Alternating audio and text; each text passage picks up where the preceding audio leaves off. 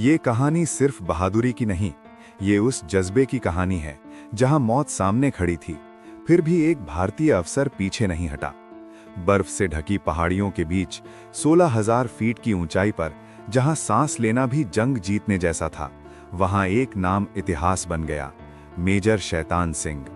लेकिन इस कहानी को सुनते वक्त एक बात याद रखिए, इतिहास में ये दावा नहीं मिलता कि उन्होंने 60 चीनी सैनिकों को चाकू से मारा।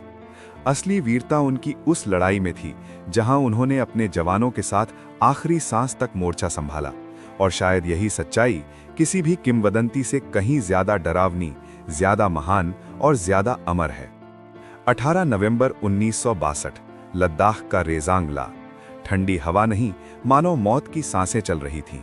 चारों तरफ बर्फ, पथरीली जमीन और सामने था दुश्मन, संख्या में कहीं ज्यादा, हथियारों में कहीं ज्यादा और तैयारी में भी कहीं ज्यादा। भारत की तरफ थे 13 कुमाऊं रेजिमेंट की सी कंपनी के लगभग 120 जवान और उनके कमांडर थे मेजर शैतान सिंह। उस ऊंचाई पर हर कदम शरीर को तोड़ देता है, हर मिनट दिमाग सुन्न कर देता है, लेकिन उनके चेहरे पर डर नहीं था, क्योंकि वो जानते थे अगर ये पोस्ट टूटी तो दुश्मन चुशूल की तरफ बढ़ सकता है, और अगर चुशूल खतरे में आया तो सिर्फ एक चौकी नहीं, पूरा मोर्चा हिल सकता था।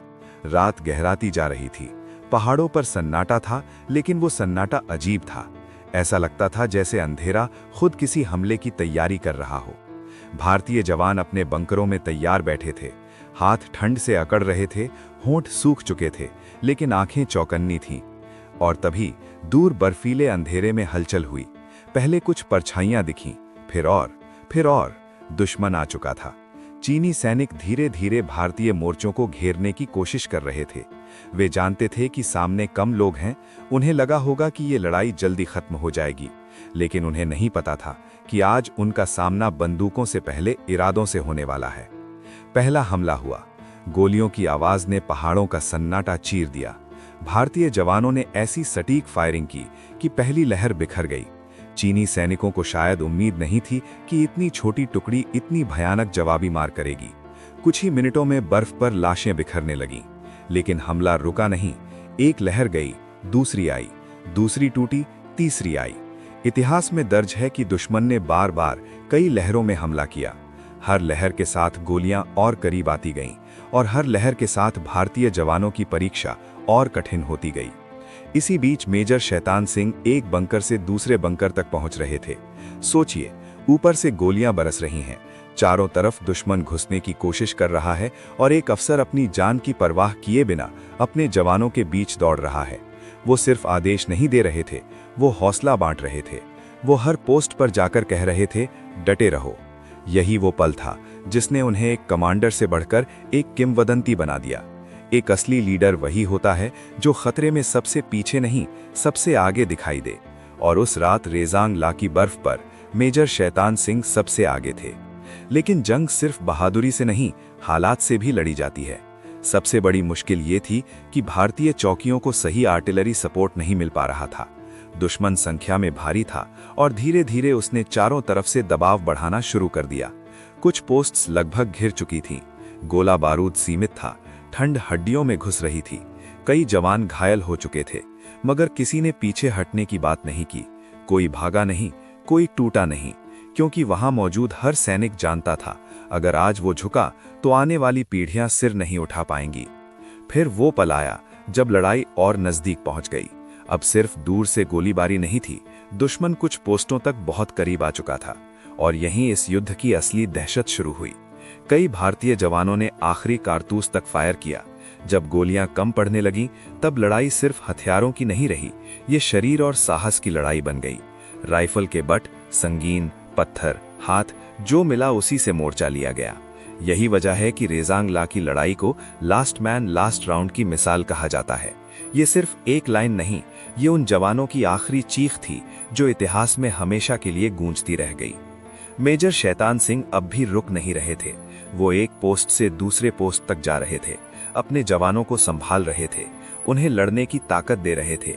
तभी दुश्मन की गोलियों ने उन्हें भी निशाना बनाया। वे बुरी तरह घायल हो गए, खून बर्फ पर गिर रहा था, लेकिन उन्होंने हार नहीं मानी। उनके साथियों ने उन्हें सुरक्षित जगह ले जाने की कोशिश की, लेकिन मेजर शैतान सिंह जानते थे कि अगर उनके साथी उन्हें बचाने में लगे रहे तो मोर्चा कमजोर पड़ जाएगा। कहा जाता है कि उन्होंने अपने साथियों से खुद को छोड़कर वापस लड़ाई में लौट जाने को कहा, ताकि बाकी जवान आखिरी दम तक लड़ सकें।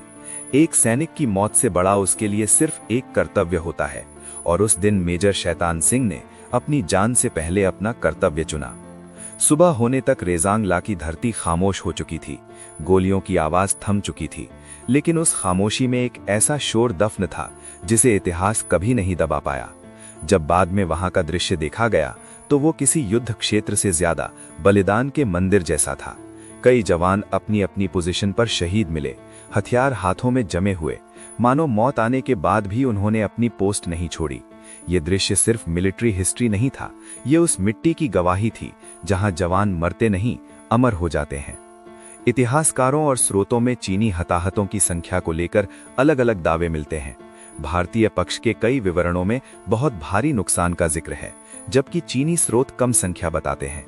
लेकिन एक बात पर कोई बहस नहीं है, रेजांगला में दुश्मन को इतनी भीषण टक्कर मिली कि ये लड़ाई भारतीय सेना की सबसे महान लास्ट स्टैंड में गिनी जाती है। और इस पूरी लड़ाई के केंद्र में थे मेजर शैतान सिंह, एक ऐसा अफसर जिसने अपने सैनिकों के साथ खड़े होकर दिखा दिया कि बहादुरी का असली मतलब क्या होता है। उन्हें मरणोपरांत परमवीर चक्र से सम्मानित किया गया, लेकिन सच कहें तो कुछ नाम किसी मेडल से बड़े हो जाते हैं। मेजर शैतान सिंह उन्हीं में से एक थे। आज भी जब रेजांगला का नाम लिया जाता है तो सिर्फ एक युद्ध याद नहीं आता, एक एहसास जागता है। वो एहसास कि भारत की सीमाएं सिर्फ बर्फ, पहाड़ों और पत्थरों से नहीं बचती, उन्हें बचाते हैं वो लोग जो अपने घर, अपने सपने, अपना कल, सब कुछ इस मिट्टी के नाम कर देते हैं।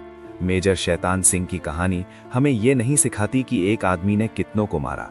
उनकी कहानी ये सिखाती है कि एक आदमी अगर अपने देश के लिए खड़ा हो जाए तो वो पूरी की पूरी सेना के हौसले से बड़ा बन सकता है। और शायद इसीलिए रेजांगला की बर्फ आज भी ठंडी नहीं लगती, क्योंकि वहां अब भी शौर्य जलता है। और याद रखिए, कुछ युद्ध जीत कर इतिहास में दर्ज होते हैं, लेकिन कुछ युद्ध हार कर भी अमर हो जाते हैं। रेजांगला उन्हीं अमर युद्धों में से एक है।